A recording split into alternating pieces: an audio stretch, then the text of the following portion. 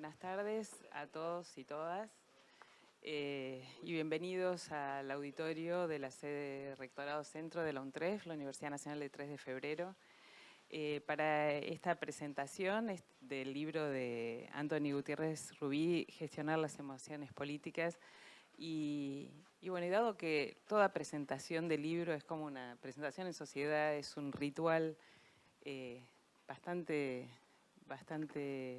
recurrente y bastante querido para los que nos gustan los libros y nos gusta leer, vamos a solemnizarla con todo lo que eso tiene, con todo lo que tiene de compartir el privilegio de ser los primeros que estamos leyendo el libro de Anthony que acaba de salir. Con nosotros están, por supuesto, Anthony Gutiérrez Rubí, Sheila Bix, Ernesto Tenenbaum y Jaime Durán Barba. Y yo misma en representación de la UNTREF y en representación de una mirada que quizás es un poco lateral respecto del centro de este libro, pero dado de lo que el libro se ocupa, creo que es algo que nos importa a todos.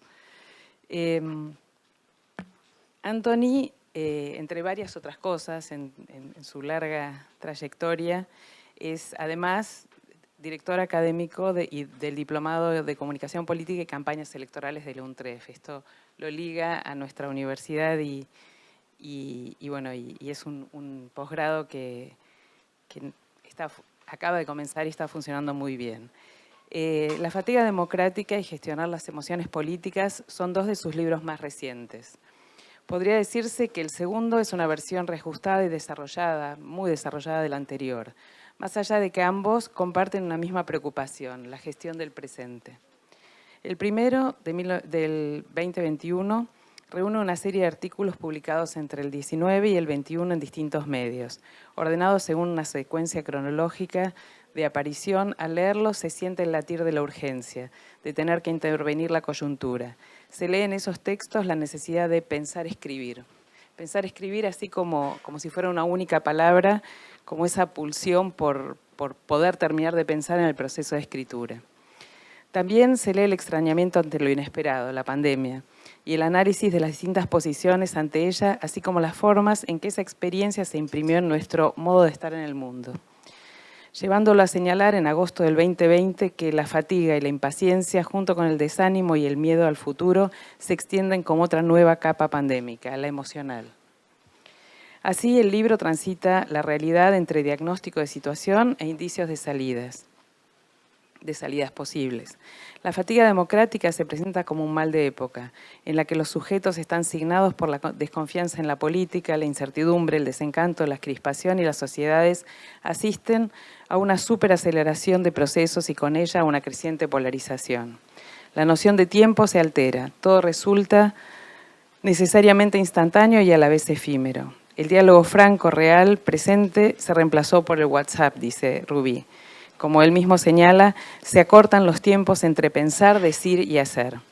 Ante esto, retoma el elogio de la lentitud, en referencia al libro de Carlos Honoré, planteando la reflexión como necesaria, indispensable en la vida y más aún en la política. Por otro lado, identifica el lugar de la emoción como clave para repensar las sociedades y la política, llegando a afirmar una y otra vez, con distintos matices y derivas, que, cito, los estados de ánimo son auténticos estados de opinión. Esta caracterización muy sintética del recorrido de su pensar-escribir es lo que retoma y despliega en su segundo libro, Gestionar las emociones, publicado recientemente y que hoy convoca a esta presentación. Con prólogo de Jaime Durán Barba, se define como una guía para entender la irrupción de las emociones en la política y en la opinión pública. Dado que tenemos aquí no solo al autor y a su prologuista, sino a dos especialistas que fueron invitados para pensar y presentar este libro, me limitaré desde mi perspectiva, que definiré en un sentido amplio como la de los estudios culturales, a introducir la pregunta acerca de en qué sitio de la biblioteca se situaría este libro. Por un lado, sobre todo el de la fatiga democrática, se podría ubicar cómodamente en una tradición, la de Roberto Arlt y sus aguafuertes, las porteñas, las españolas, teñidas de la urgencia de un presente cambiante y dinámico, aquel de los años 30, en el que tantas veces en los últimos años se ha reconocido aspectos de nuestro presente. Por otro lado, gestionar las emociones resuena en aquella tradición de la sociología cultural cuando se preguntó una y otra vez sobre las prácticas y representaciones socioculturales que contribuyen a construir ciudadanía. Pienso, por supuesto, en Marshall McLuhan, una cita del mismo Anthony, pero también en Néstor García Canclini y sus Consumidores y Ciudadanos, un libro que en el 95 buscaba entender el impacto de los cambios culturales de la globalización y aquellos que se llamó posmodernidad producía en la constitución de ciudadanía. Se me parece también el trabajo de Renato Ortiz sobre la globalización y el de Jesús Martín Barbero, de los medios a las mediaciones, y el que siguió como libro colectivo Los medios, nuevas plazas para la democracia. Ya en el 99 y su expansión sobre comienzos de los 2000, el planteo de Zygmunt Bauman y su modernidad líquida reconfigura la mirada y sienta las bases de muchas de las observaciones de Antoni ligadas a las preguntas acerca de cómo se ha perdido el sentido de pertenencia social, cómo se diluye entre las manos la sensación de bienestar, ya solo identificada como parte del pasado, y emerge la incerteza, lo que continuamente está cambiando, lo volátil e inestable. Es interesante señalar, sin embargo, que ambos libros, que pueden, por el diagnóstico que llevan a cabo, resultar muy desalentadores, son, sin embargo, una apuesta, desde mi perspectiva, a la continuidad de ciertas prácticas como las de la lectura, serena, reflexiva. De lo contrario, no los habrías publicado. Y a reinstalar un horizonte de utopía, a partir de resituar la dimensión emocional, de recuperar esa dimensión desde la política y con ella de recuperar el valor de las palabras. Algo que aparece como obsesión en tu libro, la manera en que las palabras van perdiendo sentido en voces de los políticos. Por eso me parece que la primera palabra se la damos a Ernesto Tenenbaum, quien día a día habla con políticos y trata de encontrar las palabras justas. Bueno, hola, gracias por la invitación. La verdad que hoy le escribí a Anthony que cuando apenas terminé de leer el libro, que para mí fue un placer y además es muy desafiante y muy inteligente. A mí recién, cuando me presentabas, yo decía, bueno, todos los días hablar con políticos. Cada día cuando yo arranco mi programa de radio, yo lo leía el libro y lo pensaba cómo se aplica a mí como comunicador. Y una de las cosas, de las pocas cosas que tenemos en común y que claramente tenemos claro qué es lo que tenemos que hacer en ese programa de radio, es cómo transmitir la realidad con alegría, cosa que muchas veces es contradictorio porque la realidad es dura y uno lo que tiene que transmitir para que la persona para no enloquecer más a la gente, es que, bueno, yo no te quiero complicar la vida contándote la realidad o diciendo mis verdades, sino simplemente acompañarte y de esa manera contarte. Y eso, en algún lugar, tiene un sentido político, en un contexto donde hay mucha gente que lo que transmite son grandes verdades que se transmiten como verdades que si alguien no cree en ellas, uno se transforma en alguien moralmente inferior. La idea de transmitir pequeñas verdades que al mismo tiempo se ponen en duda en el mismo lugar donde uno las transmite, tiene un contenido político fuerte. A ver, a mí me parece, lo que yo sentí cuando leí el libro, sentí que es un libro que tiene que ver, que nace de una perplejidad, o que nace de una carencia, o que nace de una imposibilidad, o que nace de una frustración. Si tuviera que sintetizar lo que creo que es esa frustración, es que hoy en día, 40 años después de la democracia, por ejemplo en la Argentina, es el peor momento entre la relación entre la dirigencia democrática y la gente, y la sociedad. Y que eso se debe a muchas cosas que el libro va describiendo. El libro hace mucho hincapié en las nuevas tecnologías, pero bueno, uno podría decir en el fracaso económico, uno podría decir en la manera en que los políticos se dirigen a la gente, cosa que también es un tema central del libro. Y uno ve, y es un libro que hay que hacer, o por lo menos qué no hay que hacer, frente a si uno quisiera tratar de reducir esa distancia que existe entre la dirigencia política y la gente, que hace que, no solamente en la Argentina, sino en prácticamente toda la región, salvo uno, que es López Obrador, salvo un presidente, nadie es querido a medida que avanza el tiempo, rápidamente los consensos se deshacen, rápidamente lo que era la luna de miel dura cada vez menos. Ahí está el caso de Boric, está el caso de Petro, que hace poquito tiempo asumían con índices de confianza enormes y de repente eso se deshace. Lo mismo, bueno, ni que hablar Alberto Fernández y tantos otros casos. Y a mí me interesó, por supuesto es un libro mirado desde la comunicación política y me interesaron varias cosas que Anthony plantea como desafíos o como ideas en las cuales habría que apoyarse para tratar de reducir esa distancia. Yo pensaba en qué medida, yo siempre tengo la duda, a fuer de ser sincero, de en qué medida la comunicación política es definitoria en esto, porque cuando uno tiene un buen gobierno, debería haber una relación inversamente complementaria entre el buen gobierno y la necesidad de una comunicación política, porque un buen gobierno tal vez no necesite tanta comunicación política y un mal gobierno debería tener buena comunicación política. Pero la verdad que hace bastante tiempo creo en la frase de Fernando Enrique Cardoso que decía, gobernar es explicar. Y hay una parte del libro de Anthony, una anécdota de cuenta, creo que de Irlanda, donde el gobierno tenía que explicar que tenía que imponer una tasa sobre el consumo de agua. Y que, bueno, es un hecho realmente traumático imponer algo así, pero el problema es que el gobierno comunicó mal. Comunicó primero que era por una cuestión ambiental y después comunicó que era por una cuestión fiscal. Y entonces la sociedad percibió la contradicción y se dio cuenta que la estaban engañando. Y en base a eso, una medida que de repente podría haber tenido más apoyo que la que tuvo o menos oposición, no sé si fracasa o por lo menos genera más descontento del necesario. En los distintos momentos del libro, Anthony plantea varios elementos que indica como carencias de la comunicación política tradicional. El primero, que está sugerido en el título claramente, es la subestimación de la emoción como un elemento de la comunicación. Hay un montón de frases dirigidas a eso. Por ejemplo, ignorar los sentimientos es grave. Se refiere a Adlai Stevenson, un político demócrata muy importante en la década del 50, que perdió 2 elecciones, bueno, perdió con Eisenhower, ¿no? Pero hay una frase donde parece que era muy buen argumentador, muy buen orador, y alguien se le acerca y le dice, quédese tranquilo, todos los inteligentes estemos con usted, y él le responde, pero yo necesito las mayorías. Después dice, estos políticos y estas políticas, hinchados en su soberbia y superioridad intelectual y muchas veces moral, están redescubriendo sorprendidos el terreno de lo vital y lo emocional. Señala prejuicios al respecto de que la emoción es superficial, que la emoción es banal, que la emoción es epidérmica, cuando él sostiene, y sostiene con razón, que la emoción es lo central. Y hay una apelación muy fuerte a todo el tiempo a registrar cuáles son las emociones dominantes en una sociedad y las emociones individuales. Tal vez lo más interesante de ese planteo es que a la característica de registrar la emoción de los demás le agrega la necesidad de ser versátil, de ser creativo, de ser innovador y de ser empático. Como si la necesidad de registrar esa emoción no es una cuestión de medir a ver qué emoción tiene el otro y establecer un tipo de gestualidad o un tipo de discurso que combine con eso, sino registrarla de verdad.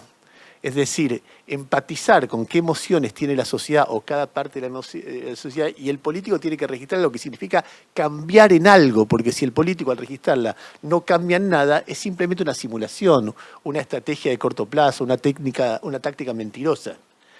Con lo cual hay una apelación que a mí me parece muy interesante a una transformación radical de la actitud del político. Nosotros venimos de una escuela, una escuela dominante, en la cual el político, sobre todo cuando cree en valores, después está el pícaro, ¿no? Que también está y es parte de la política de la picardía sin que esto sea ningún demérito.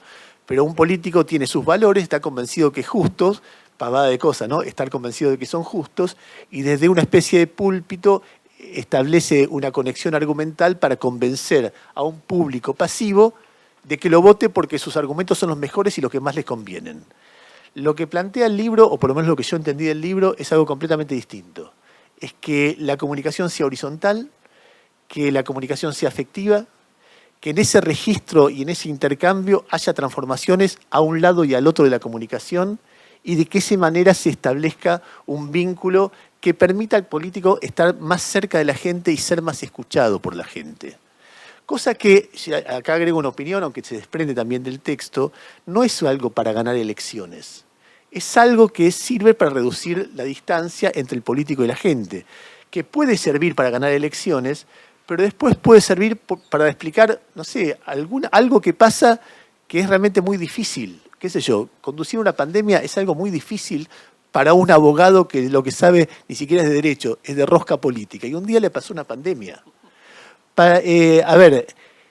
anticipar que hay un proceso que va a terminar con una situación en la que la gente no pueda beber agua potable, es decir, que abra una canilla y salga agua salada, como pasa en este momento en Montevideo, es muy difícil. Yo tengo un hijo, mi hijo menor es un militante de temas ecológicos y está muy dedicado a eso y realmente sabe mucho. Y yo le decía, pero podría haber anticipado. Me dice, papá, recién estaban saliendo de la pandemia, pobre gente, que se van a poner a pensar que de repente iba una sequía que iba a agotar la cuenca de no sé qué en Uruguay, iba a dejar a la gente. Pero de repente, si uno tiene conexión afectiva con la gente y es respetuoso de esa conexión afectiva, puede explicar hasta que se equivocó, hasta que uno es un ser humano que puede equivocarse y que los desafíos que tiene un presidente están por encima de las capacidades humanas. Ahora, si uno es ese superhéroe que desde el púlpito tiene sus verdades y las baja a el común de los mortales y entonces se pone en el lugar del que sabe, del que resuelve todo y promete imposibles, y probablemente cuando esos imposibles no se realizan, que es lo que ocurre siempre, la bronca de la gente sea más fuerte porque hay una estafa en eso. Los superhéroes no existen, pero vos te presentaste como un superhéroe.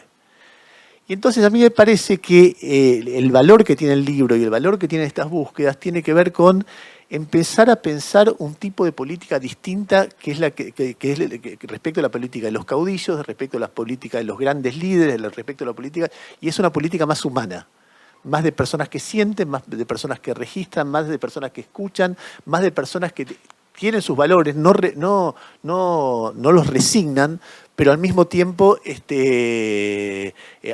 escuchan e intercambian con su sociedad.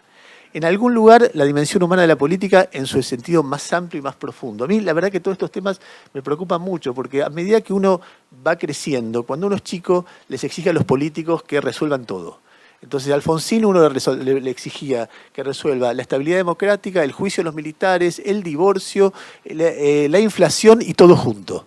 Y bueno, era un ser humano, en condiciones en las que no era posible resolver eso. Y a cada uno de los que fue viniendo, uno iba exigiendo cosas o tratando mal porque no resolvía todo lo que uno quería que resolviera de la propia vida. A lo largo de la vida, uno va creciendo y va mirándolos, y en lugar de tener bronca, empieza a tener piedad por los políticos. Porque, a ver, un político, yo pienso en los que están ahora peleando por la presidencia acá. La pelea que están dando es tan exigente en términos emotivos, físicos, de repente tienen una gripe y pierden una semana de campaña electoral para acá, ¿no? Y entonces, y de repente uno de ellos gana, vamos a suponer que Patricia Bullrich, cansada, insultada por medio país, alabada por la otra mitad, gana la interna. Y después peleándose con Massa, con las peores armas, gana la general, pero tiene que ir al balotaje. Y otra vez va al balotaje y gana. Llega un poco cansada. Y el 10 de diciembre tiene que tomar decisiones que van a, según ella, cambiar el país en 10 días. Bueno, naturalmente hay una alta chance de que esa posibilidad salga mal. Si a eso se le agrega que de repente, no es que uno lo desee, pero le pasa lo que le pasó a Menem, que se le murió un hijo, de repente el segundo mandato no tiene la capacidad humana para salir de la convertibilidad a tiempo. O si le pasa lo que le pasó a Cristina, que se le murió un marido, de repente no tiene la capacidad humana para gobernar un país y ordenar la economía entre el 2011 y el 2013. Y entonces, lo que me pasaba cuando leía el libro de Anthony, es que es como en la vida, si uno no registra sus propias debilidades, en este caso los políticos, y siguen tratando de simular que son superhéroes, y la verdad que lo único que pueden esperar en la vida es más choque y más fragilidad. Yo pensaba mucho cuando leía el libro de Anthony, un texto que seguramente algunos de ustedes hayan leído, que publicó hace poco tiempo Marcos Peña. Que Marcos Peña es alguien que huyó de la política y que, por lo que me cuentan amigos comunes, disfruta mucho de su vida, su elegante huida, que no lo reconocen por la calle. Las veces que se acercó dijo, no, esto no es para mí, ya lo viví y me voy. Pero él decía algo que era muy interesante en ese artículo, que decía, cuando vos tenés un jugador de fútbol de alta competencia, lo rodea un entrenador físico, un nutricionista, un equipo de psicólogos, porque es muy importante lo que hace un jugador del Manchester City para cuidarlo bien, un kinesiólogo, y hay un equipo de gente que lo va siguiendo. Bueno, un presidente tiene mucho más presión, ni que hablar en la Argentina, que un jugador del Manchester City, y está solo en el mundo. Yo he visto a veces en la Quinta de Olivos, he visto a muchos presidentes, y siempre me preguntaba, este tipo cuando yo me voy se queda solo, rodeado de una familia, en un lugar, y pensando que del otro lado de un país que no tiene idea de lo que pasa. Alguien le dice que pasa algo, pero también desconfía de todos los que le dicen cosas que pasan. ¿Cómo soporta el nivel de presión que tiene? Y de repente está solo en el mundo. Es natural, y le pasan cosas, se le muere alguien, sufre, se enferma, y de atrás hay cientos de miles de personas que lo insultan porque no resuelve las cosas que se supone que un superhéroe tiene que resolver.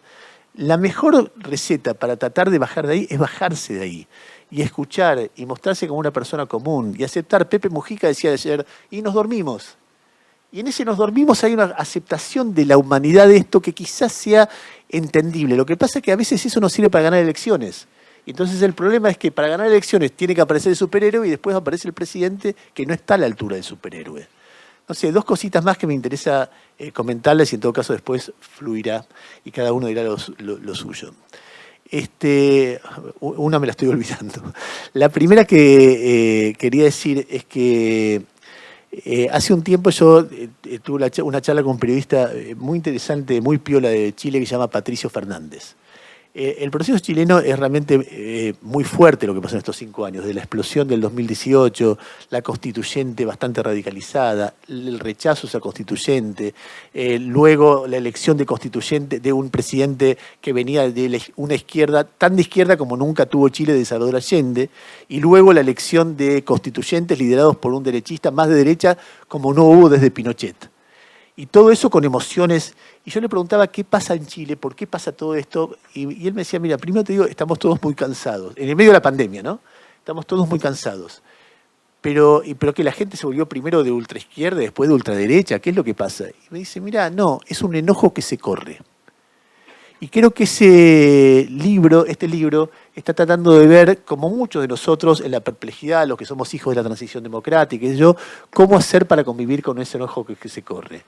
Y el libro advierte también que uno de los atajos que hay dos formas de no hacerlo. Una, la que hace el progresismo solemne, que no registra que sus verdades están en crisis, que su modo de comunicación está en crisis, que la soberbia no es la manera de convencer, que hay que recuperar la alegría y que sin alegría y sin risa no hay forma de transmitir un cambio social, porque la risa, la alegría genera como una identidad colectiva.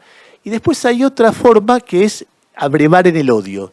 Registrar ese enojo y tratar de estimularlo para mostrarse como una expresión de ese enojo y ganar elecciones. Él dice, y yo concuerdo, hay un párrafo acá que me gustaría leerlos y con esto cerramos, pero que yo concuerdo y que me parece que es una descripción muy certera de este último fenómeno. Dice, la apuesta por el insulto y la ira es, además de ética y moralmente cuestionable, un camino sin retorno. Empiezas por negar la verdad y acabas negando a tu adversario. No ya tan solo sus razones, sino también sus derechos. La ira te arrastra al lodo, a la ciénaga y alimenta la revancha, no la alternativa política. Deslizarse por las pasiones viscerales es alimentar una hidra que acabará devorándote. El insulto es también un síntoma de cobardía. Es tan cobarde como barato, no tiene casi nunca costos reales, solo éticos o estéticos, y cohesiona a las tropas enardecidas, canalizando su agresividad hacia la ofensa o la humillación del rival, reducido solo a un enemigo a destruir. La turba no quiere justicia, aunque lo exija vociferante. La turba quiere venganza. Lo último que quiero decir es que lo que le pide Anthony a los políticos es muy difícil. Porque un político, si es un político serio, es muy difícil que esté contento, que tenga plasticidad, que tenga capacidad de escucha, porque está sometido a mucha presión, porque sabe que los problemas que enfrenta son enormes y que probablemente no pueda resolverlos. Mantener la cordura, la alegría y la capacidad de escucha, en este caso, como en una pareja, cuando uno está con mucha presión de trabajo, presión, lo que sea, hablar con otro es muy difícil porque uno no tiene templanza para escuchar. Con lo cual está proponiendo un desafío que es muy difícil, pero ojalá por lo menos haya un enorme esfuerzo de dirigencia política de escuchar este tipo de cosas, porque creo que la relación con las sociedades va a ser más horizontal, más creíble y más humana. Así que gracias por el libro y gracias por la invitación.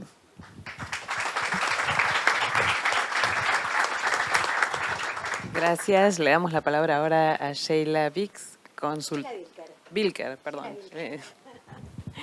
Gracias Diana. Sheila Bilker es mi nombre.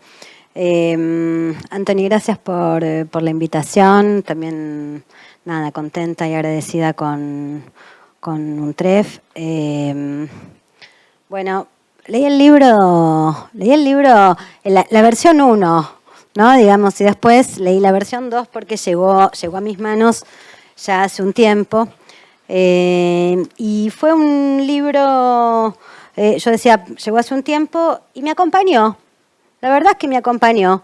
Es un libro que leí, subrayé, después te lo voy a mostrar, Anthony, porque tiene unos subrayados locos, ¿no? Uno conversa, dialoga con los libros.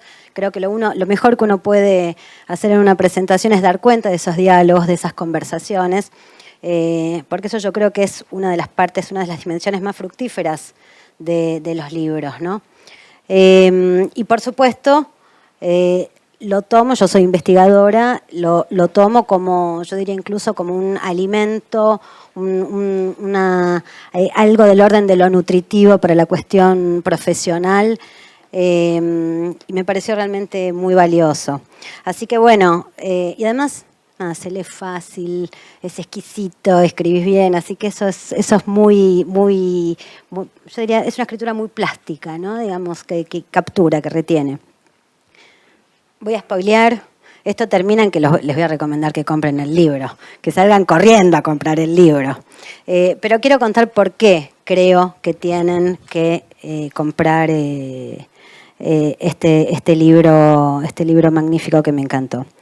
En primer lugar, porque hay algo del orden de brújula para pensar qué es lo que pasa con la política en un momento donde... yo diría, de fuertes cambios y transformaciones sociales, ¿no? Son los cambios del universo tequi, de la irrupción de una nueva dinámica de comunicación que termina impactando sobre la dinámica política, que termina impactando sobre los valores humanistas, que termina, vos hablas mucho de pospolítica, y yo creo que acá también hay algo del orden de lo poshumanista, del sentido de lo poshumanista, digamos, ¿no? Donde empiezan a resquebrajarse los valores que parecían intocables, sagrados, ¿no? en una sociedad. Y de alguna manera nos ayuda a entender para dónde va este cambio de época y qué elementos hay que prestarles atención para poder favorecer los cambios positivos en nuestra sociedad. Y ahí es donde empieza a generar esta atención o esta centralidad de las emociones. Por supuesto, las emociones o el trabajo sobre las emociones en política no es un fenómeno nuevo. Yo creo que lo nuevo acá tiene que ver con esta inflamación, esta inflación. Vos hablas de inflamación de la política, yo leía inflación de la política, ¿no? Viste que uno lee los propios desplazamientos de lectura, ¿no? Entonces me daba la impresión de que en esta inflación sensible, en esta inflación emocional, que ciertamente yo como investigadora tengo como desafío cartografiar, ¿no? Digamos, y por supuesto aparecen preguntas ahí, ¿no? Digamos, de hecho nuestras elecciones empiezan a caracterizarse por, esta elección se está caracterizando como la elección de la bronca, la anterior, la del 21, se caracterizó como la elección de la decepción, ¿no? Fíjense que las emociones aparecen en el centro de la escena, ¿no? Como una gran etiqueta para caracterizar qué es lo que pasa.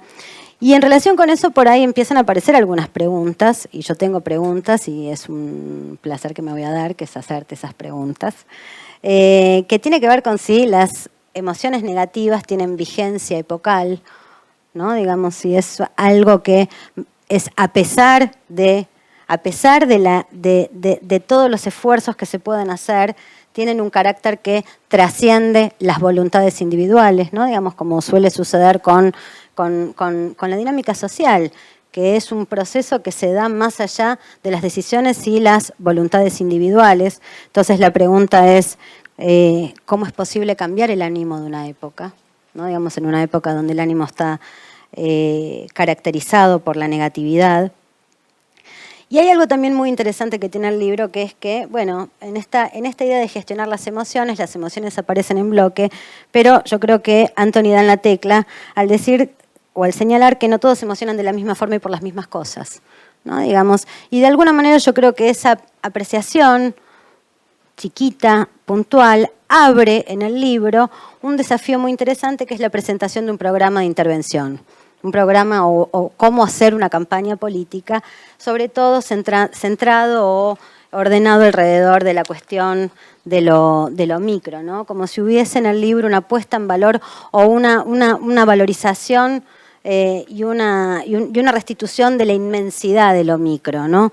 ¿Qué es esto de lo micro? Bueno, es esta idea de concentrarse en microrelatos, en microeventos. Bueno, yo creo que esta idea de lo micro y la explosión que tuvo en las campañas políticas, la idea de lo micro, la microsegmentación, las micronarrativas, los microproblemas, ¿no? Digamos, todo este fenómeno tiene mucho que ver con que los modelos de fuerte homogeneidad, los grandes relatos, bueno, ya hace años que no nos acompañan, que no logran contener las voluntades, que no logran interpelar. Entonces, creo que esto es lo que vuelve inmenso a lo micro. Y ahí creo que la otra pregunta derivada, que es una pregunta creo que difícil de responder, por ahí para vos no, Anthony,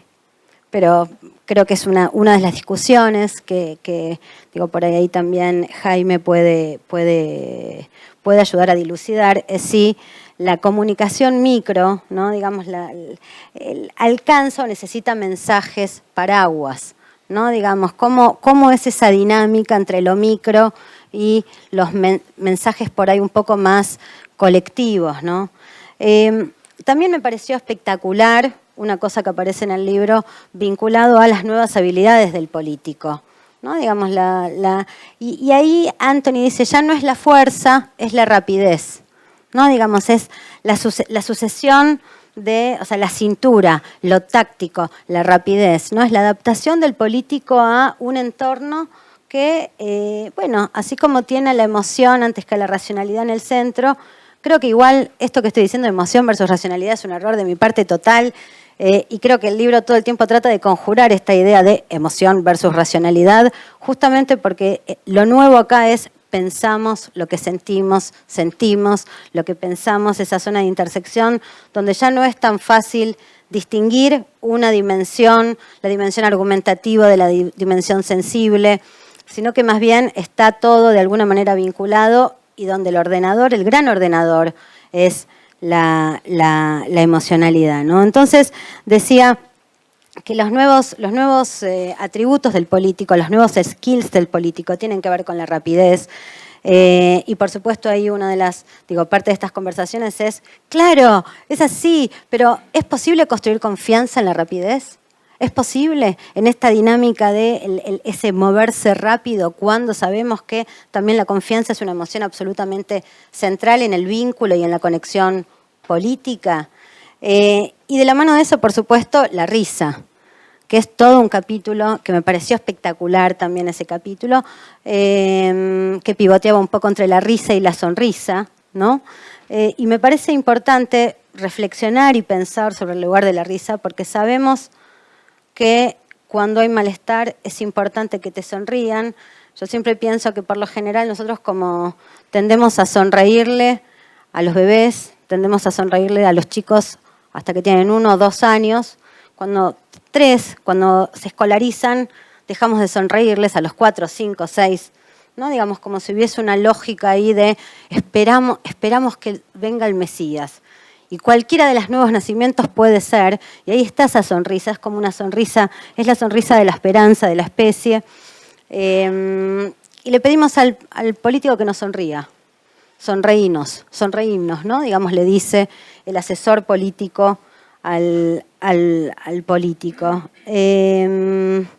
Y piensa la risa, y al mismo tiempo piensa la risa en una escena donde una parte importante del discurso político se ha vuelto parodia, ¿no? Digamos, el meme es parodia en definitiva, y es un elemento central de la comunicación política. Entonces, hay algo ahí alrededor de la risa, de la parodia, de la sonrisa, en el vínculo, en el ida y vuelta, que empieza a ser trabajado, pero creo que es toda una punta, todo un programa, seguir trabajando esa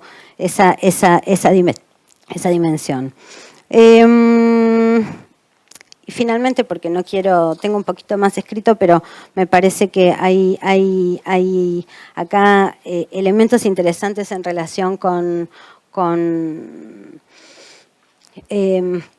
elementos interesantes en relación con los sentimientos que, bueno, si el imperio de los sentimientos es el imperio del capricho, y si pensamos lo que sentimos o sentimos lo que pensamos, en un momento empecé a, es un mantra en tu libro, ¿no? El pensamos lo que sentimos, esa es la frase.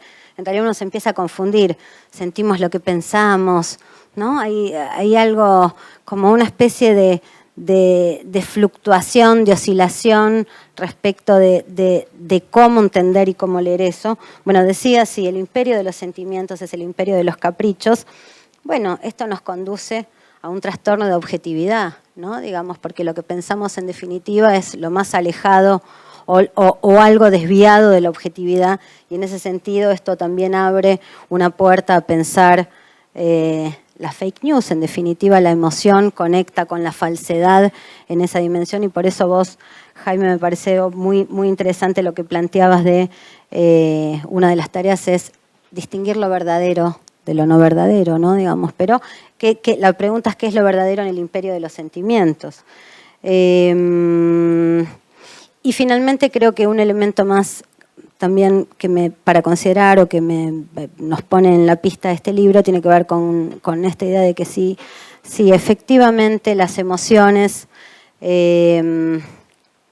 han trastocado o reordenan o el universo emocional permite ordenar qué es lo que el cómo es el mundo, ¿no? Digamos, o el qué es lo que pasa.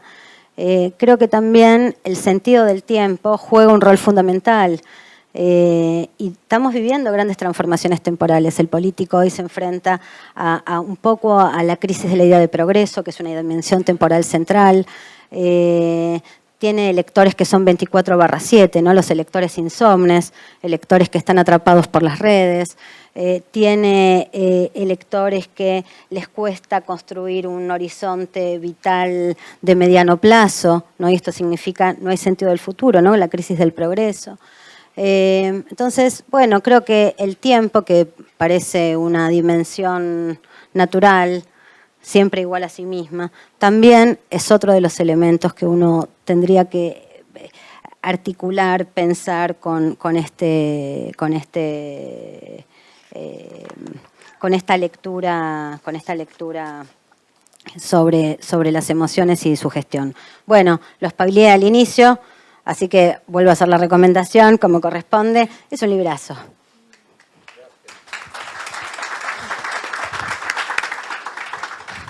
Gracias, y ahora sí le damos la palabra al prologuista previo al autor para seguir la lógica del libro. Muy bien, muchas gracias. Empezaría citando un texto último de Harari, Yuval Noah Harari, sobre cómo hacer para que los jóvenes sean exitosos en el año 2050. Es un libro, es un texto, no un libro, bien interesante sobre la educación y cómo la proyecta hacia el futuro. Él dice, lo primero que le diría a un pibe de 15 años que quiere tener éxito en el año 2050 es: no hables con los mayores. Son buenos tipos, pero no tienen idea de lo que va a pasar en el mundo. El texto es desafiante, hermoso, sobre cómo plantear la educación para que adiestre a la gente a desafiar lo imposible. Dice, no tiene ningún sentido que aprendan nada. Les van a poner un chip y van a tener Google en la cabeza en 5 años más. Lo que tienen que aprender es qué hacer ante lo impredecible. Los robots son muchos mejores que nosotros en almacenar información o en procesarla. Muchísimo mejores. Tienen más capacidad y son más rápidos. Nosotros, ¿qué podemos hacer los humanos que vamos a compartir con los robots la vida en el futuro? Desafiar lo impredecible, desafiar lo imposible, afrontar el caos. Eso es lo que podemos hacer nosotros, que no puede hacer un robot. Yo diría, con frecuencia, hay jóvenes que se me acercan y me dicen, ¿qué cree usted que yo debería hacer para tener éxito en la política? Yo le digo inmediatamente, no hables con ningún político. Es un hecatombe, te vas a hundir. O sea, el mundo cambió. Y eso es así.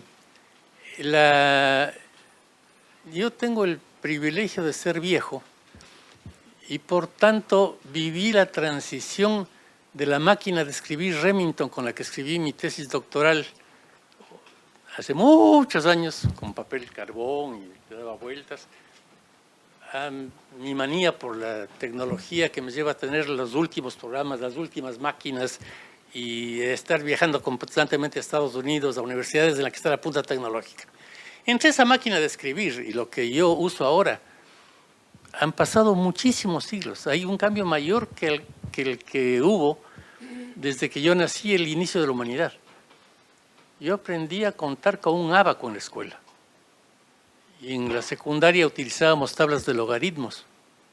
Cuando yo le cuento a mi nieto que eso existía, no entiende lo que es una tabla de logaritmos.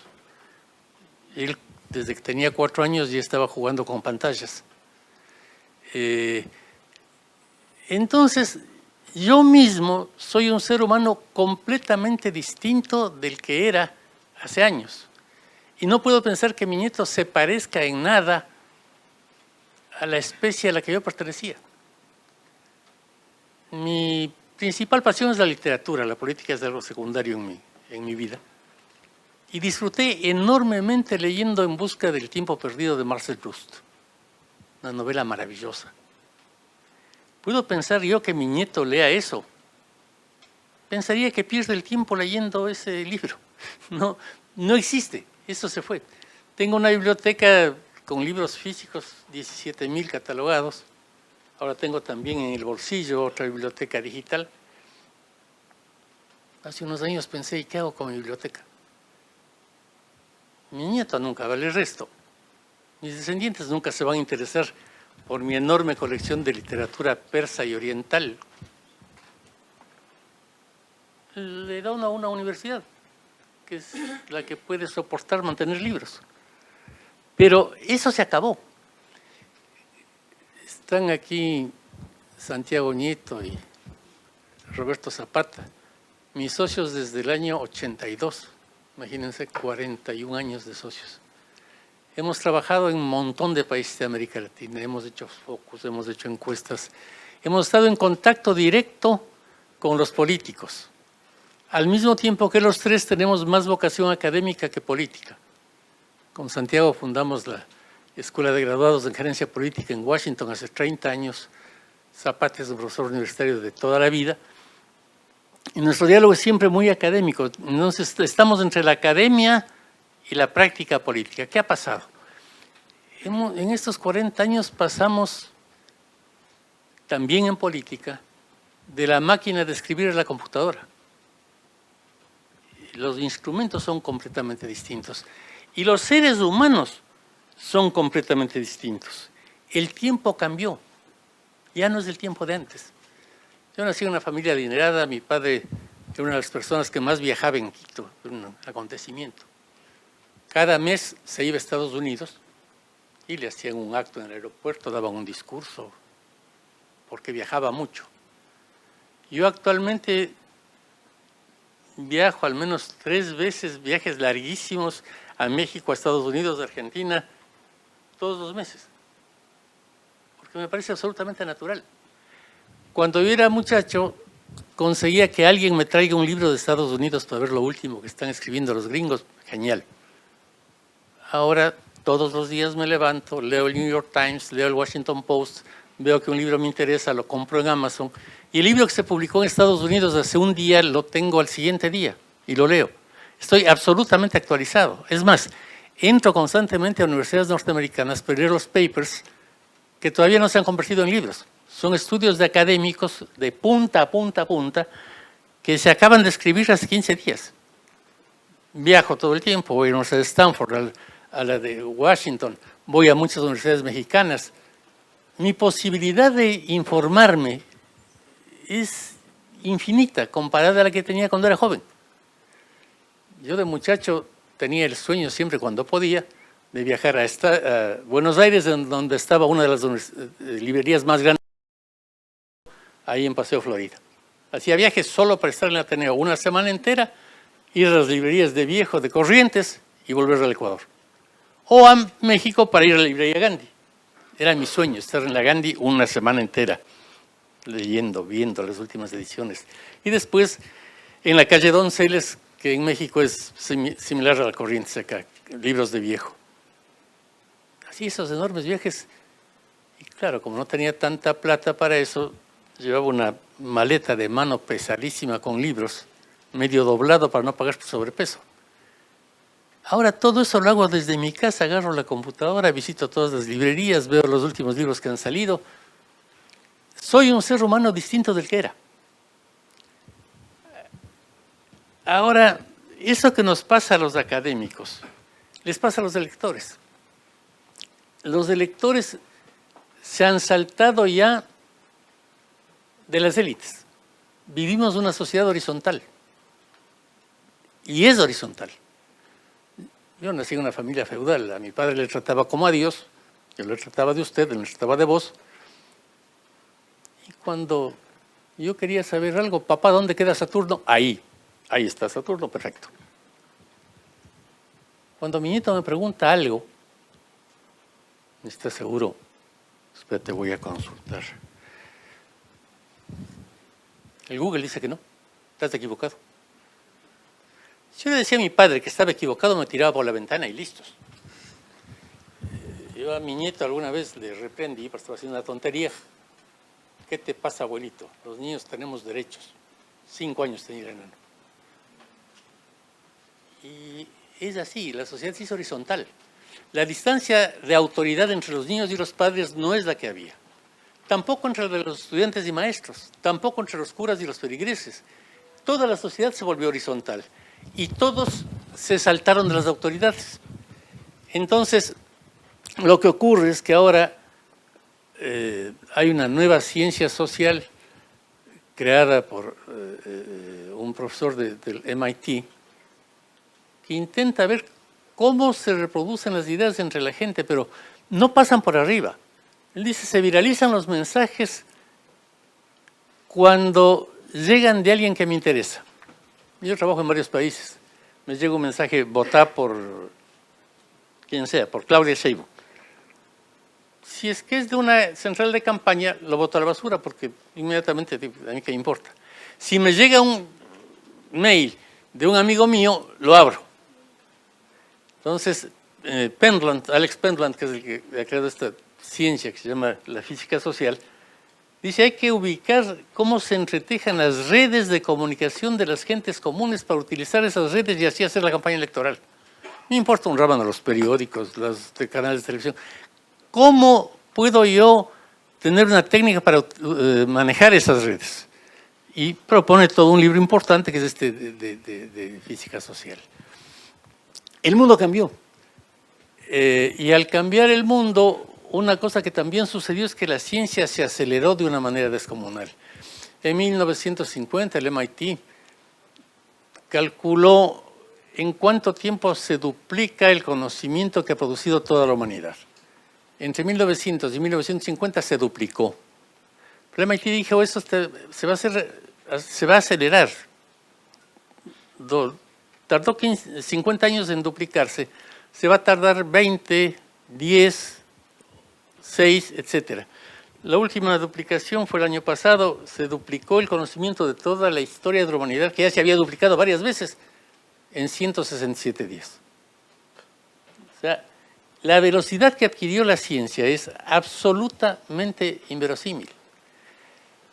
¿Y qué es la ciencia? La astronomía, estoy ahora haciendo un curso de astrofísica porque me parece maravilloso y yo creo que tengo tiempo todavía para seguir estudiando. El choque entre nuestra galaxia y Andrómeda va a ser en 4.000 años, así que puedo hacer algunos posgrados más. Pero se aceleró, todo es distinto. Las ciencias del comportamiento humano, que en Estados Unidos son muy frecuentes, nos dicen un montón de cosas. Y entre otras nos hacen pensar que nuestro cerebro es el mismo cerebro de los sinápsidos, que existieron hace 200 millones de años, fueron los primeros mamíferos que existieron. Y empezaron a desarrollar un cerebro no para descubrir la verdad, a nadie le importó nunca la verdad. Lo que querían los sinápsidos es que no les coman otros y poder sobrevivir en un mundo dominado por los dinosaurios. Los sinápsidos eran unos reptiles chiquitos mamíferos. Nuestro cerebro se hizo para eso, no para descubrir la verdad. Eso fue una idea de los griegos muy útil, porque con la lógica yo lo que puedo es analizar mejor la realidad, y la realidad son solo sentimientos. La realidad son sentimientos. Con la lógica puedo ordenarme para analizarlos. Pero hace pocos días surgió la democracia con la Revolución Francesa y toda esta historia. Pensamos que había que escribir programas, que tener propuestas, que tener ideologías. El siglo XX fue el siglo de las ideologías. Yo viví muy entusiasmado, me pareció genial. Hice todo lo que pude contra la invasión yanqui a Vietnam, hice manifestaciones en Ecuador, en Washington, en Oslo. Me fui a pie de una ciudad lejísimos a otra para impactar en el imperialismo para que se retire de Vietnam. Después me enteré que los gringos ni sabían dónde quedaba la ciudad, así que no sirvió para nada la caminata. Pero fue la época de las ideologías, fue lindo. Fue lindo luchar contra el imperialismo y demás.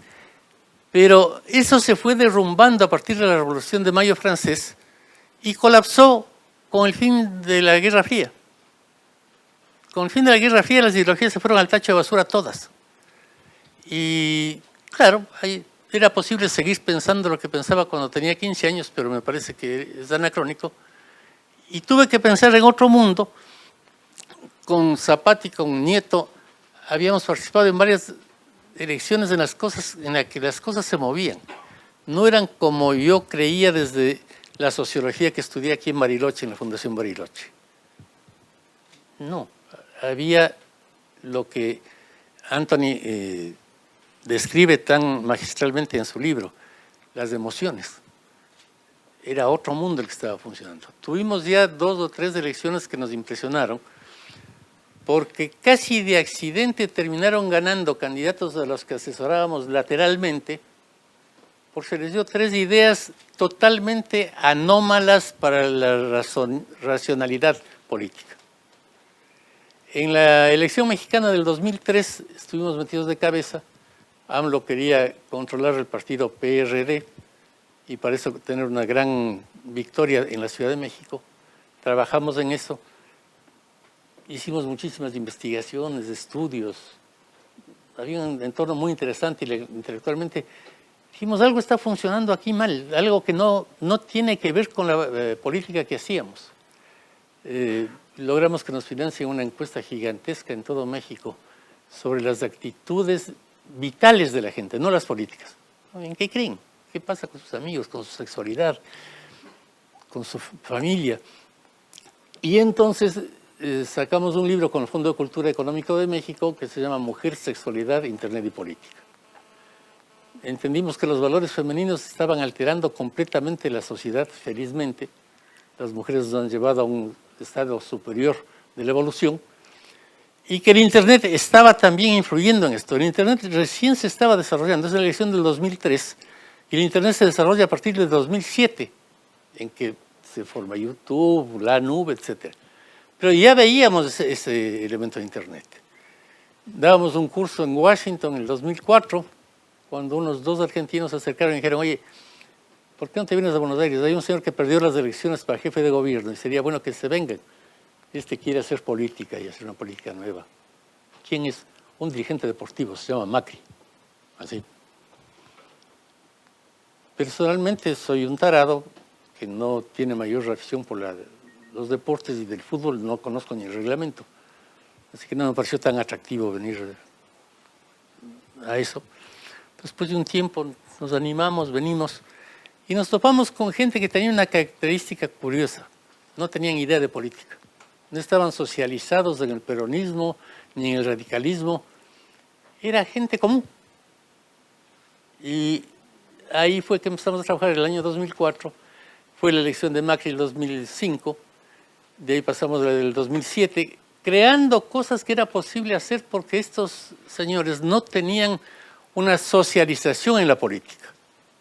Eran tipos que empezaban a hacer política en el siglo XXI y no habían participado como yo en la lucha entre la izquierda, la derecha, la guerrilla, las dictaduras. Yo fui muy militante, estaba totalmente metido con la izquierda, estuve en la Juventud Peronista de Mendoza. Estos muchos no les daba calor ni el peronismo, ni el radicalismo, ni el gorilismo, ni nada, porque no tenían mucha idea. Tenían la mente sana, abierta a los sentimientos. No estaban imbuidos de política. Vino este proyecto, fue interesante. La campaña de Marina Silva en Brasil fue una maravilla después del año 2010, maravillosa. Yo siempre he creído en la importancia de las mujeres para transformar la política. En el 87 saqué un librito de cómo las mujeres pueden ganar las elecciones a los hombres, dedicado a las mujeres directamente. Y Marina fue una candidata maravillosa, una mujer extraordinaria, idealista, ecologista, sensacional. Fue una campaña maravillosa. Pero seguimos aprendiendo y aprendiendo y aprendiendo que si vos sacas una página en La Nación contando tus ideas, eres un tarado. ¿Quién lee una página de La Nación? Yo tampoco lo leo. Entre leer una página de La Nación con un político que explica ni sé qué programa o dedicarme al YouTube, media hora me dedico al YouTube, pues. Es mucho más divertido. Además, ¿qué va a decir el político? Lo mismo que dicen todos. Si no hay nada nuevo, y cuando hay algo nuevo en la sociedad del Internet, inmediatamente alguien le copia. Entonces deja de ser nuevo. Entonces no tiene ningún sentido. La gente vota por likes, no porque lee ideas.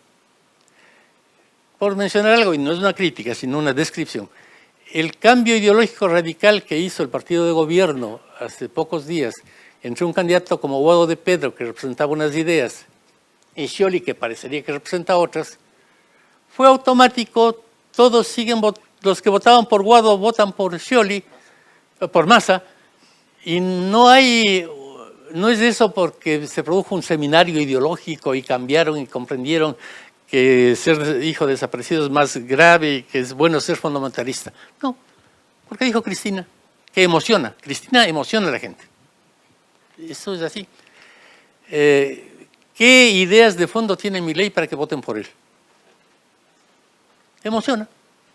Es una emoción negativa, contra el sistema, pero es una emoción. Muchos de los que le siguen no están de acuerdo con las propuestas. Son emociones.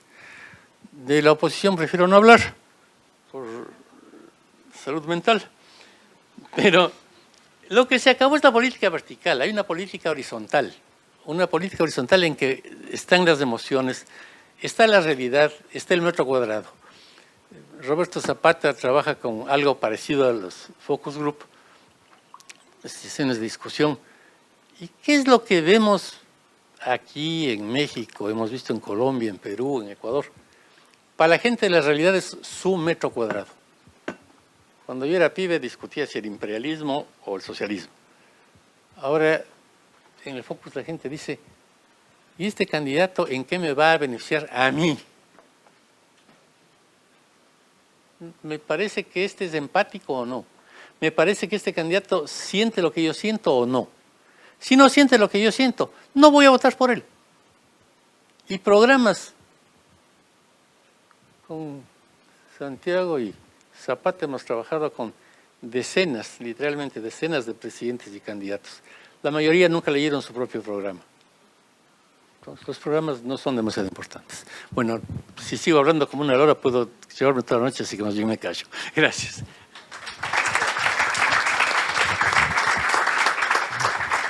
Y ahora sí le toca el turno al autor y a responder muchas de las preguntas. Bueno, buenas tardes. Muchas gracias. Quiero empezar por agradecimientos. Creo que le toca siempre a los autores agradecer, pero a mí me gusta agradecer. Y quiero agradecerles su presencia. Sé que dedicar un tiempo de la vida a hacer algo como ir a una presentación de un libro es un esfuerzo y se lo agradezco.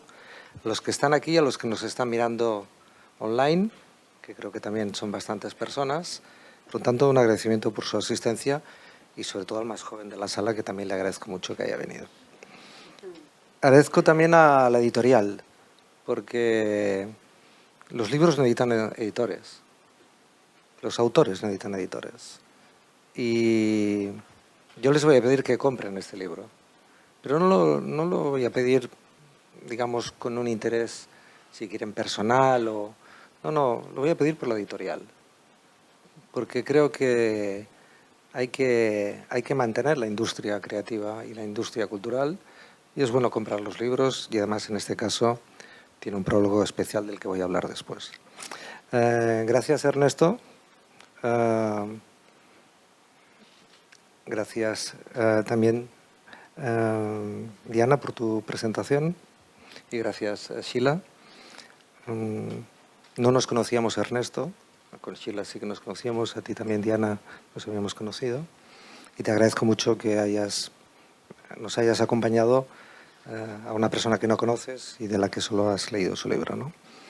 Y gracias a UNTREF por acogernos. Gracias también a Jaime por escribir este prólogo, por la generosidad de hacerlo. Les voy a contar una confidencia. Yo tampoco le conocía a Jaime. Bueno, ya me entienden, no le conocía personalmente. Nos hemos conocido hace tan solo un rato y le pedí el prólogo por respeto y por reconocimiento, porque me parece que es importante que en cualquier ámbito de la vida el respeto y el reconocimiento y las ganas de aprender pues sean dominantes. Y lo hice por eso. No hay ninguna otra explicación, no hay ninguna otra idea ni conjura de ningún tipo. Es puro respeto y reconocimiento y, por lo tanto, muchas gracias por escribirlo. En mi caso no quisiera decepcionarles porque yo voy a hablar ni de mi trayectoria, ni de las cosas que he hecho, ni de los clientes con los que estoy. Para mí este es un acto académico que me centra en el libro. Les voy a hablar, si me lo permiten, un poco de mi libro, de algunas ideas. Nos convoca la lectura y la comunicación y quiero trabajar sobre esto. Les voy a contar por qué lo escribí, porque esto me parece que les puede ayudar.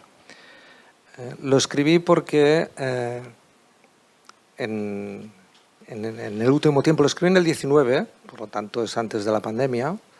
Ahora lo he hecho una reedición, reeditada con el prólogo también y con algunas ampliaciones.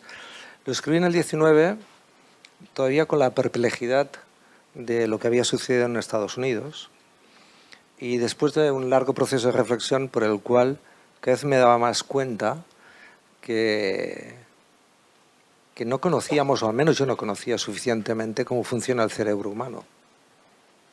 Y que este desconocimiento es muy compartido. Que siendo, digamos, el órgano más importante, el que rige, el que nos hace seres humanos, creo que hay un profundo desconocimiento de cómo funciona el ser humano, ¿no? Leí sobre neurociencia, seguí las investigaciones sobre el cerebro de la administración Obama. En fin, me apasioné sobre cómo pensamos y cómo organizamos, digamos, nuestro pensamiento, cómo funciona nuestro cerebro. Y escribí porque no sabía, y por lo tanto el libro es cortito porque hasta ahí llegué, no di para más. Y escribí con algunas certezas y sobre todo muchas dudas. Y gracias por el palabra este de escribir, pensar, pensar, escribir. En mi caso lo puedo decir en los dos sentidos, ¿no? Escribo para pensar y a veces algunas cosas de las que pienso las escribo, pero sobre todo escribo para pensar. Y lo hice para intentar entender y ser menos categórico y menos prejuicioso y menos a priorístico sobre cómo piensan las personas y por qué piensan y qué les hace pensar una cosa u otra, ¿no? Y llegué a algunas conclusiones que voy a intentar ahora compartirles. La primera, me costó, abandoné la dicotomía racional-emocional. La abandoné porque ya tenía la intuición de que era un camino, digamos, demasiado simple para la complejidad a la que nos enfrentábamos. Y la abandoné porque me convencí de lo que digo en el libro varias veces, de diferentes maneras, de que pensamos lo que sentimos. La abandoné porque creo, y esto es una de las primeras ideas que les quiero compartir, que las emociones son capital cognitivo de primera. No es una pura reacción, no es simplemente una emoción que tiene que ver con las percepciones, no es tan solo un estado de ánimo, es capital cognitivo. Realmente nuestro cerebro funciona así. Pensamos lo que sentimos. Quizás de aquí unos días, quizás un poquito más, igual no se acordarán mucho de lo que dijimos ninguno de nosotros. Pero no quizás porque no hayamos dicho cosas de más o menos valor o de relevancia, pero quizás se acordarán de algunas actitudes, de algunos tonos, de algunos registros, de algunos detalles, de algunas emociones que cada uno de nosotros hayamos podido transmitir en este breve encuentro. Pues les aseguro que acabarán pensando lo que sintieron, lo que les hayamos podido transmitir. Humildad o arrogancia, sencillez o complejidad, amabilidad o no, eso pensarán. Y eso es lo primero a lo que les quiero invitar, a reconocer sus propias emociones, a valorarlas, a darles la relevancia que deben de tener, a no ignorarlas y a darles el lugar que tienen como capital cognitivo. De hecho, les animo muchísimo a que, además de todas las cosas que seguramente a ustedes les interesan y que quieren seguir estudiando o reflexionando, trabajen especialmente en saber más sobre neurociencia y sobre el cerebro. Es un tema central. La segunda cosa que les quiero decir es que las emociones, además, generan 4 cosas que no genera ningún otro capital cognitivo. Generan recuerdo. Las emociones se recuerdan, es lo que más se recuerda. Recordamos el abrazo de nuestra madre o una comida, digamos, familiar, o recordamos un saludo especial o cualquier otro contacto, percepción, relación que nos genere una emoción que se queda en nuestro corazón, y las emociones se recuerdan, mucho más que cualquier otra idea. De hecho, la palabra recordar tiene en su etimología la solución, recor, volver a pasar por el corazón. Cuando ustedes recuerden algo, seguramente hay una emoción por medio. Por lo tanto, sirve para el recuerdo. Segundo, sirve para conmover, es decir, para sacarnos de la zona de confort. Las emociones nos conmueven, de alguna manera nos sacuden, nos sacan de una zona, digamos, de neutralidad y, por lo tanto, nos conmueven. Cosa que es fundamental para la vida y para la vida política en particular. Tercero, las emociones nos movilizan. Cuando sentimos algo y creemos en una emoción compartida, tenemos más ganas de hacer cosas, más ganas de participar o de un proyecto o de animar a tu equipo de fútbol, que no sé cómo le va esta tarde y te agradezco mucho que hayas venido especialmente, ¿no? Por lo tanto, las emociones, ¿no?, esas cosas que no sabemos exactamente por qué nos pasan, nos movilizan. Y finalmente, las emociones se pueden compartir. Es decir, nos reagrupan y nos conectan y nos convierten también en comunidades, nos sacan del círculo del yo y mucho más del círculo del nosotros. Por lo tanto, las emociones son capital cognitivo y además tienen estos 4 valores. En política, las emociones tienen una extraordinaria importancia. Lo primero, porque te ayuda, cuando comprendes el estado de ánimo de los electores o de una sociedad, y lo comprendes y lo entiendes, te puedes poner en su lugar. La empatía es mucho más importante que la simpatía. La simpatía política no es el camino. La empatía política sí. La representación política se nutre de la empatía, de ponerse en el lugar del otro. No hay manera de ponerse en el lugar del otro si no es con una renovada actitud de comprensión y de entendimiento de sus emociones, de sus preocupaciones, de sus angustias, de sus miedos, de sus deseos, de sus esperanzas, de sus anhelos. Si además haces esto de manera natural, genuina, auténtica, sincera, puedes empatizar y puedes representar también. Puedes tener esa capacidad para representar a los demás y eventualmente liderar. Por Por lo tanto, el recorrido emocional te permite una nueva conexión que se aleja mucho de la idea de síganme, para acercarse más a la idea de con ustedes, cerca, próximos, comprendiendo, entendiendo. Como dice el poema de León Felipe, prefiero llegar con todos ya a tiempo que no primero y solo. Por lo tanto, las emociones son especialmente tener conocimiento de las mismas, tener comprensión de cómo funcionan nuestras sociedades, tener calidades emocionales es importante para la actividad política. En la cuarta idea que les quiero compartir es que en el trabajo que hacemos en general en la comunicación política y en la asesoría política, casi siempre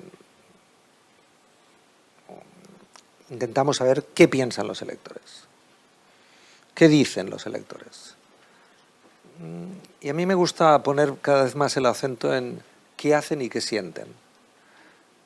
Me parece que es una aproximación de mejor y más profunda observación y de mayor humildad, que no simplemente preguntarle a la gente qué piensa o qué dice, que casi siempre está mediatizado por el encuestador, por el momento, por el formato, por la metodología.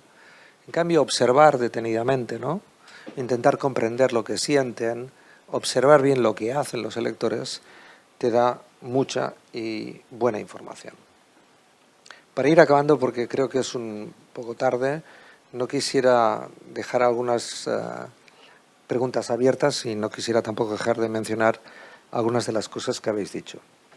Primero, me quedo con la duda de dónde pondría mi libro. Llevo todo el rato pensando en esto, se escuchaba, pero pensaba, ¿dónde pondré mi libro, no?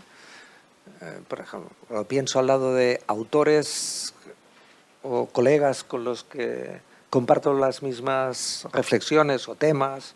Bueno, es una manera. Por tamaño, también. Pero estaba pensando al lado de quién también quisiera estar, ¿no? Y sobre todo, ¿para qué le va a servir al lector o la lectora? Entonces, si quisiera tenerlo en algún lugar, quisiera tenerlo en las manos de ustedes, no tanto en la biblioteca.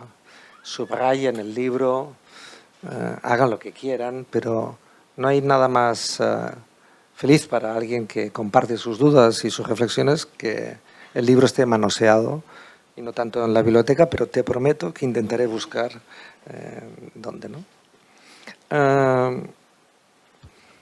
Antes, cuando hablabas de la inflamación y me has saltado 4 preguntas, te respondo una y las otras las dejo. Me dices, hablas sobre las emociones negativas y su vigencia. Y yo creo que el único antídoto, la única manera de abordarlas es con un sincero acompañamiento. Sincero acompañamiento. Hasta que no hay sinceridad en el acompañamiento, en la comprensión, en el entendimiento, es muy difícil darle la vuelta, digamos, a una emoción negativa, ¿no? Ernesto, comparto tu perplejidad y me interesa mucho esto que hablas de la transformación y del humanismo. Es una pista en la que estoy trabajando y en la que espero poder seguir trabajando. Y de Jaime quiero recomendarles el prólogo. Si ustedes compran el libro y llegan y se leen el prólogo y no siguen, lo entenderé. No se lo tomaré en cuenta. Es un excelente prólogo que permite, yo creo, que abordar bien el tema con profundidad y no fue un texto de compromiso, fue un texto de autor y por lo tanto lo reivindico. Si además avanzan un poquito más, se lo agradeceré, y si no, se van directamente a la bibliografía, que también es una bonita manera de acabar un libro.